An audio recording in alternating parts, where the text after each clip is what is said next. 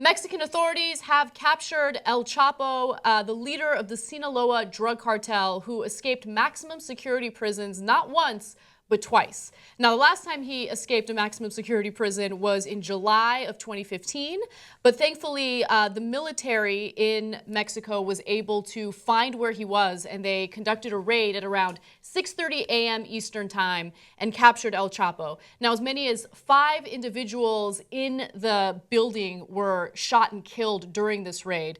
However, it's unclear if El Chapo is going to be put in another maximum security prison and then proceed to escape, as he's done twice already. But the authorities in Mexico are trying to make a point about how they're not as corrupt as everyone thinks they are. The Marines specifically in Mexico are supposed to be less corruptible than other organizations within the country. It's good that he got caught. I don't know what this is going to do in terms of hurting the cartels in Mexico, specifically the cartel that he founded in 1980. But I guess it's good news. We'll see what happens. I mean, I just can't imagine the president about to send, because he tweeted, right, that they caught El Chapo. He probably was like, guys, we seriously got him. Yeah. Like, I mean, like, I would have been terrified if I were him to tweet that, and then, 5 minutes later, he disappears down a tunnel or something. I know. And they didn't kill him? They didn't kill him, which I find really interesting. So El Chapo, the first time he was imprisoned, I believe it was in 1993. He only served, he was in prison for about 8 years and then he escaped. But during those 8 years, he was apparently treated like a king in this maximum security prison. He got everything he needed, and it's because he's so powerful and he has so much money and he's able to corrupt so many people that he was kind of living the high life even behind bars. He escaped the first time through a laundry cart.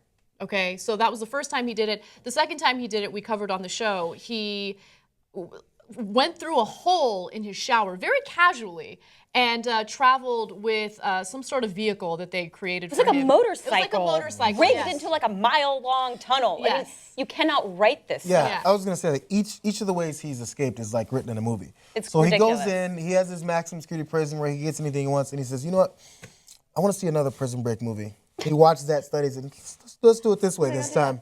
He's like, he gets inspired by the theatrics that he ends up leaving with. So it has to be a movie where someone escapes with a laundry basket.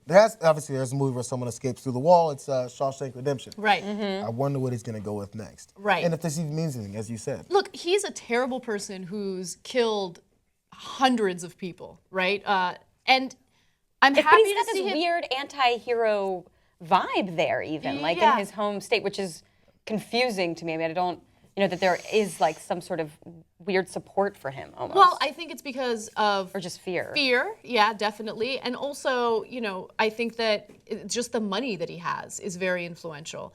But look, capturing him was important because he's a bad person. He should be brought to justice. Whether or not he's actually going to be brought to justice is unclear, if you ask me.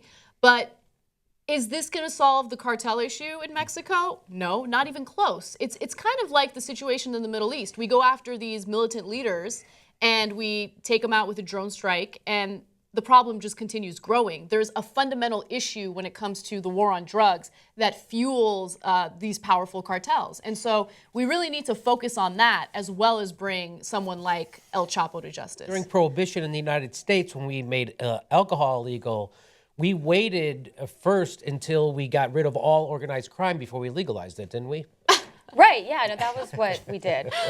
Of course, I mean, that's what we, you make something illegal, you drive it down, you create Al Capone. You create the black market, right, yeah. And that's exactly what's happening here. We all know it. If you don't learn from history, you're bound to repeat it, and we're repeating it on an exponential level right now. It's no matter how bad, you can't keep drugs out of prisons. You're not going to keep drugs out of a country. No, they don't want to.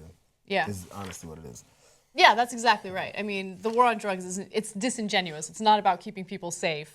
It's about making money. It's about making money, and it's also led to the corruption of the police culture in America. It's had a big influence on that, I think. Yeah, the cartel that doesn't want to end this cartel is the prison cartel. Yes. Yeah, that's a good point. It's a very good point. Jayar. Yeah.